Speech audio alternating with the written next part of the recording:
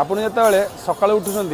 सदा आपंकर गोटे चिंता मोर आज दिन सुखमय शुभमय हो कि किसी ना किसी कारण में आपंकर कौन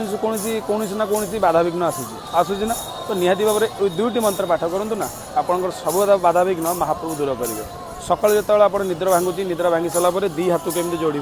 दी हाथ को जोड़ी सारापर आप गोटे मंत्र पाठ करेंगे कौन ना कराग्रे वसत लक्ष्मी कर्मध्ये सरस्वती एकरामूले तु गोविंदम प्रभाते कर दर्शनम आर अर्थ जानते हाथर ऊपर भागरे लक्ष्मी विराजमान कर मध्य भाग सरस्वती आ मूल भागरे गोविंद एठारे आपण माँ सरस्वती वास करता सरस्वती वास कले आम कंठ मधुर हम आम क्या हृदय को आघात करवानी ऊपर भागर जो लक्ष्मी अच्छा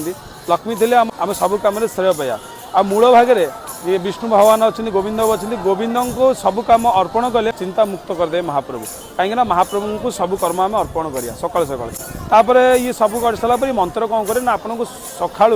पॉजिटिव दिया सारा दिन आपंकर गोटे सुखमय जाए। द्वितीय मंत्र शोया पूर्व हाथ जोड़ी महाप्रभु को यहाँ प्रार्थना करेंगे कहे